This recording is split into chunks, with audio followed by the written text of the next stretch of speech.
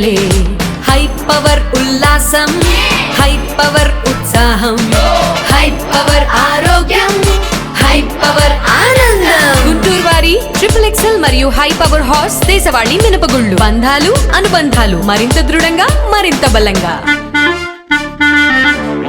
గుంటూరు నగరంలో రోడ్డు పక్కన వ్యాపారం నిర్వహించుకుని చిరు వ్యాపారుల పట్ల దయచూపాలని కోరుతూ ఆంధ్రప్రదేశ్ వీధి చిరు వ్యాపారుల సంఘం ఆధ్వర్యంలో సోమవారం గుంటూరు కార్పొరేషన్ కార్యాలయం ఎదుట నిరసన ప్రదర్శన జరిగింది. ఈ సందర్భంగా సిపి నగర కార్యదర్శి కోట మాల్యాద్రి పలువురు చిరు వ్యాపారులు మీడియాతో మాట్లాడుతూ గుంటూరు నగరంలో డ్రైన్లపై తోపుడు బండ్లు పెట్టుకుని వ్యాపారం నిర్వహించుకుని చిరు వ్యాపారులపై కార్పొరేషన్ సిబ్బంది దురుసుగా ప్రవర్తిస్తున్నారని తెలిపారు. రోడ్డు ఆక్రమణల పేరుతో తమ వ్యాపారం బండ్లను దౌర్జన్యంగా తొలగిస్తున్నారని వాపోయారు. గుంటూరు నగర కమిషనర్ తమ యందు దయ ఉంచి యథావిధిగా తమ వ్యాపార బండ్లను కొనసాగించాలని విజ్ఞప్తి చేశారు. నగరపాలక సంస్థలో మరి అందరూ కూడా చిరు వ్యాపారులంతా కూడా రోడ్లు పాలయ్యారు. వాళ్ళందరూ కూడా మరి వాళ్ళకి జీవనోభివృద్ధి కల్పించాలని కమిషనర్ గారు కలవడానికి ఈరోజు చిరు వ్యాపారులంతా కూడా మరి సంఘాలకు అతీతంగా NASP అట్లాగే స్ట్రీట్ వెండర్స్ ఫెడరేషన్ ఆధ్వర్యంలో AITC గారు రావడం జరిగింది. వాళ్ళు అడుగుతుందంతా మరి ఏదైతే మరి ఇప్పుడు దాకా మరి బండ్లు పెట్టుకొని బతున్నారో అక్కడే మరి అడ్డం లేకుండా కాలువల మీద మరి ఉంటామని చెప్తా ఉన్నారు.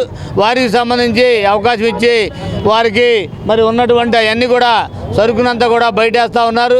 అట్లాగే బండ్లని కూడా నెట్టేయడం వల్ల ఎరిగిపోయి నష్టపోతూ ఉన్నారు. కాబట్టి వాళ్ళని ఆదుకొని చిరు వ్యాపారాలను ఆదుకొని కమిషనర్ గారు మరి అధికారులకి ఒక డైరెక్షన్ ఇచ్చి వారు ఏదైతే ఉన్నారో ఆ ప్రాంతంలోనే డ్రైనేజ్ మీద అయినా కూడా వాళ్ళు వ్యాపారాలు చేయడానికి సిద్ధంగా ఉన్నారు. కాబట్టి వాళ్ళకి అవకాశం మనం కోరుతా ఉన్నాం. అట్లాగే మరి గుజ్జనగూడ దగ్గర వెండింగ్ కమిటీ వెండింగ్ జోన్ కూడా ఏర్పాటు చేశారు.